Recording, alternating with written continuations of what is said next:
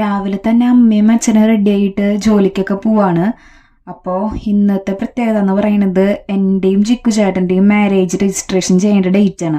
അപ്പോൾ ഞങ്ങൾ റെഡി ആയിട്ടൊരു ഫോട്ടോ ഒക്കെ എടുത്തുട്ടോ. അത് കഴിഞ്ഞിട്ട് ഞങ്ങൾ ഒരു 10 മണിക്ക് തന്നെ ഓഫീസിൽ എത്തിയിട്ടുണ്ടായിരുന്നു. പിന്നെ ഞങ്ങളുടെ രേഖകളൊക്കെ കറക്റ്റ് ആണെന്നൊക്കെ നോക്കി. പിന്നെ ബിദേവേട്ടനാണ് ഞങ്ങളുടെ കാര്യങ്ങളൊക്കെ ചെയ്തു തരുന്നത് കേട്ടോ. ബിദേവേട്ടൻ ഞങ്ങളുടെ ഈ ഡോക്യുമെൻറ്റ്സ് ഒക്കെ നോക്കി എല്ലാം ക്ലിയർ ചെയ്തു.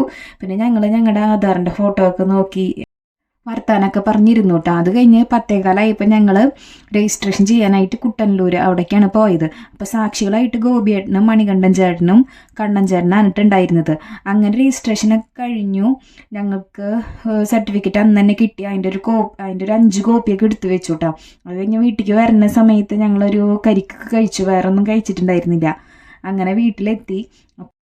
അങ്ങനെ രാത്രി ഇപ്പോൾ ഉണ്ണി വന്നിട്ടുണ്ടായിരുന്നു. അപ്പോൾ ഉണ്ണീൻ്റെ അടുത്ത് വർത്താനൊക്കെ പറഞ്ഞിരുന്നു കേട്ടോ.